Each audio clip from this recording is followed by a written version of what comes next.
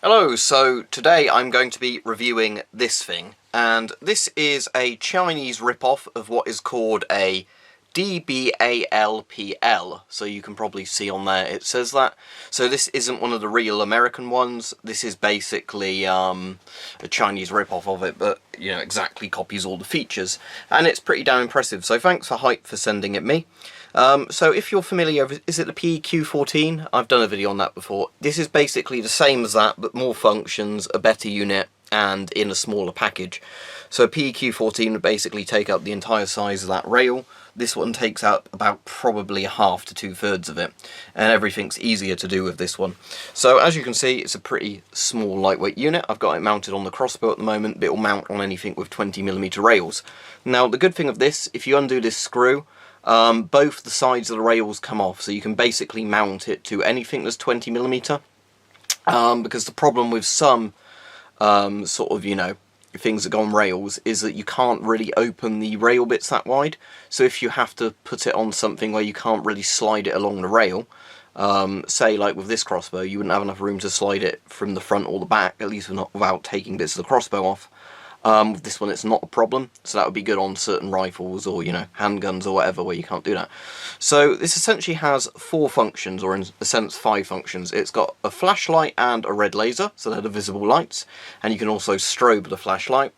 And you've also got an infrared flashlight and an infrared laser. Now, trying to demonstrate the infrared flashlight and laser might be a bit difficult because the camera won't see all of the bandwidth of them or the wavelength of them, you know. So what that means is you would see it very easily through night vision devices, and if you don't know, the whole point of IR lasers and flashlights is that they can be seen by somebody using a night vision device, but not by somebody who's not using a night vision device. But that's that. So just to show you the functions, how you activate each of them is there is a button there, and there is a button there. The button on the right side is for the visible lights, and it says Vis on there, and the other one is for the IR, and it says IR on there. Now, apparently, just to mention this as a safety thing, it says on here that it's a 5 milliwatt 635 nanometer red laser.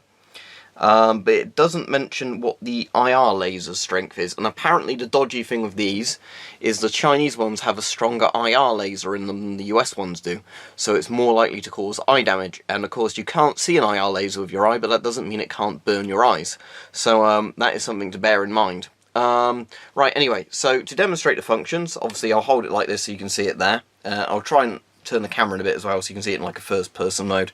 But anyway, so if you press the visible button in quickly, you get the flashlight. So there you go. I don't know how many lumens this is, but it's fairly bright. So you press it again, it turns off. You hold the button down, you get the laser. So there you go, you can see the laser dot. If you want to zero the laser, the screw there is basically adjusts the height of the laser up and down. So at the moment I've got it set roughly to where the crossbow's iron sight sees it. So yeah, that's the laser. As I said, this is meant to be 5 milliwatt. If I put my hand in front of it, it doesn't really heat up my hand, so I presume that probably is a low milliwatt laser. But it's perfectly bright, you can see that in a room with the light on, and you obviously see it better in the dark. So that's that, and if you can have them both on at once as well. So the laser probably you can't see now, but the laser is there. But I don't know if I put my hand there, if you can see it. Yeah, see that? Where the laser and the light don't quite cross over completely, you can see that there. But anyway, so if you want the flashlight and the laser on at the same time, you can have it both on. And if I turn those off, so long press for the laser, short press for the visible light, if you double tap it, you get the strobe. So that's just the strobing light with the laser. Can you have the laser on with the strobe? Yes, you can. So you can have a laser as well as the strobe. So there you go. I'll turn that off because that's making my eyes go funny. But there you go. So that's that. Right, now let's go on to the IR functions. Now I might turn the light off of this if it helps. So let's put the IR laser on first. So the IR laser, you can faintly see that there, so I'll turn the light off in a minute. The IR laser you hold, do a long press. So the same as doing the visible red laser, you do that with a long press to get the IR laser. There we go. Now obviously to an actual night vision device, the IR laser will be incredibly bright, but to a regular camera that just about sees some of the IR wavelength, it won't be as bright.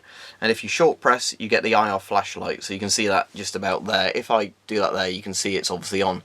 Right, so what I'm going to do now is just show you the same angle of both these lights. There isn't a strobe with the IR one as far as I'm aware. I haven't been able to get it to work if there is. Also, when you're using the IRs, you will get a light come on the back here, a green light to tell you the IR's on, because obviously with your human eye you will not be able to see it.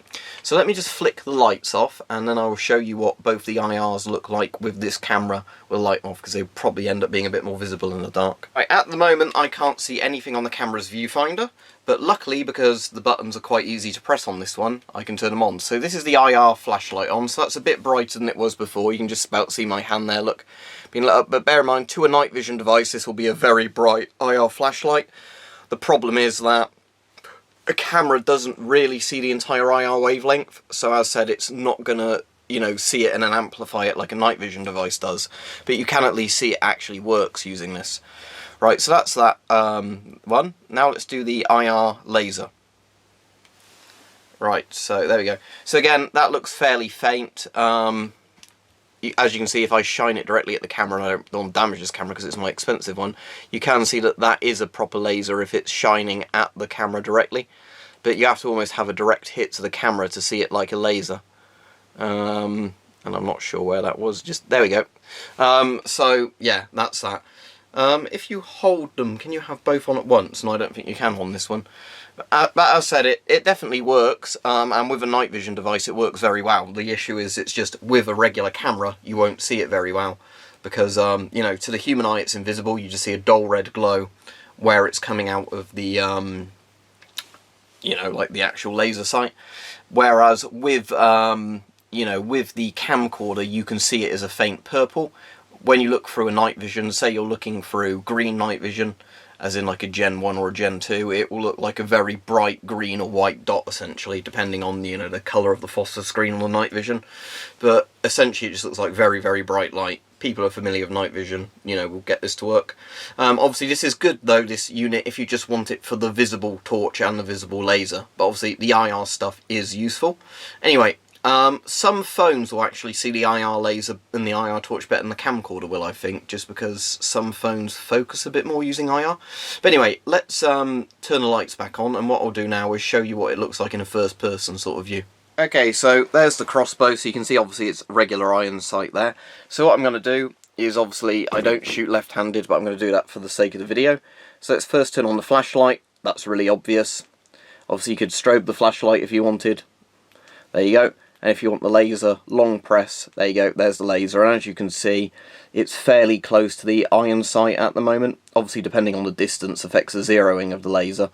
But I've got it so at the range I'd probably shoot this pistol crossbow. It sits pretty much on the iron sights, and the iron sights are correctly zeroed. So there's that. But this, if you were shooting at a fairly large target, that would be fine. Obviously, you can fit these to pistols, ARs, whatever you want to do it with, as long as it's got a 20mm rail. Full-size crossbows if you wanted to, as long as it's got a rail. So there's that. And obviously you can have them both on at once, but again, as said, you won't really see the laser very well. You can with your eye, but not so much with a camera. So there you go, there's that. And as said, you can do the IR mode as well. If I put the IR laser on, again, that's quite hard to see with the light on. I think you can probably just about see it there. Yeah, there you go. You can see it moving about there. But as said, you know, that's the IR torch, which again, you're not going to see at all when the lights are on. But you can see that there's a dull glow coming from there, hopefully. Oh, I think I've just flicked it off by accident. Hang on. Right, that's the IR torch on. There we go.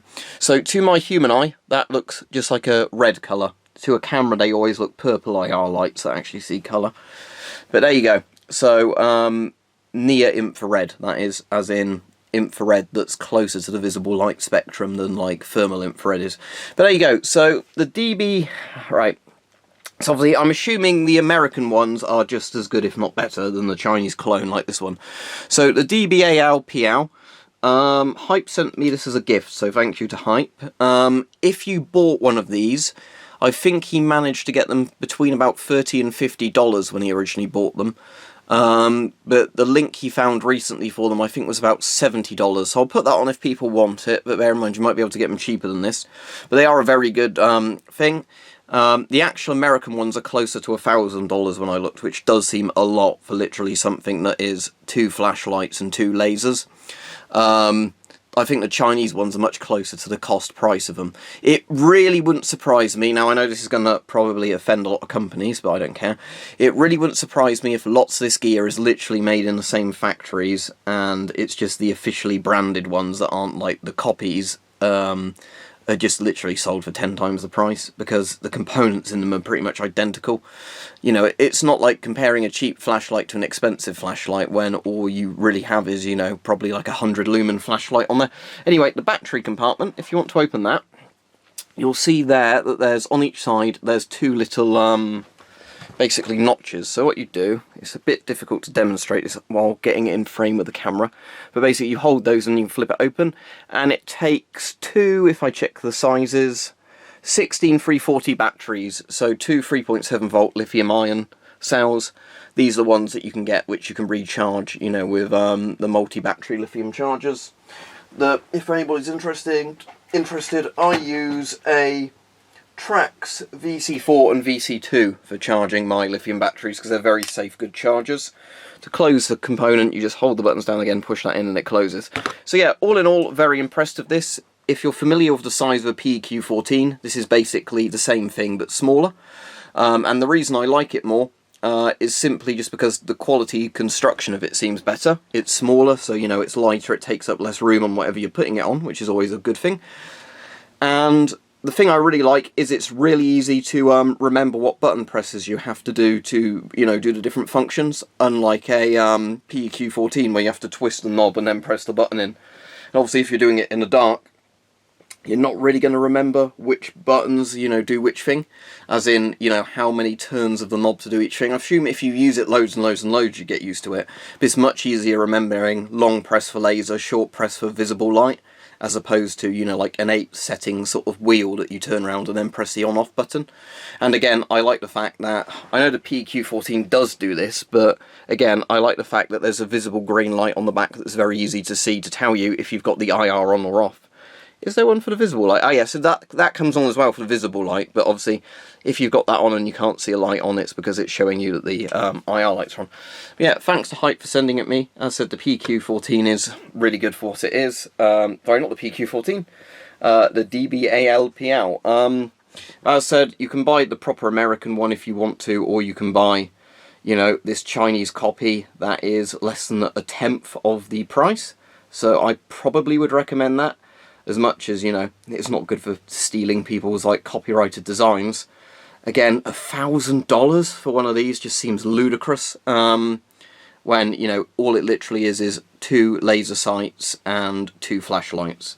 For $50 to $70, that's actually really good. For what it is, for $1,000, you could probably actually buy a gun in America cheaper than that, and I think you'd get a lot more enjoyment out of a gun than, you know, a laser mounted system for it.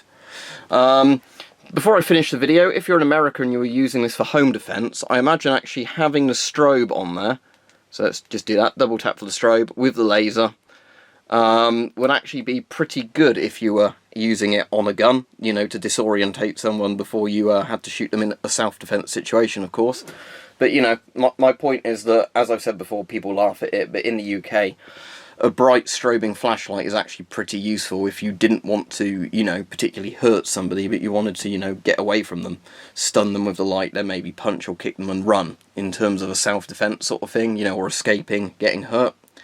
But obviously in America, if you've got the option of having that on a firearm, it's just an added bonus. So there you go. Again, thanks to Hype for sending it me. It's a really nice bit of gear. You know, I might try it on some other things at some point. At some point, I will get a video of this being used and shooting on this crossbow. The problem is, I was going to film that Thursday, but unfortunately we've got an internet engineer coming around Thursday, so I can't film that then now. But anyway, hope you find it interesting. It's worth picking one up, I think, especially if you can get one for about $50.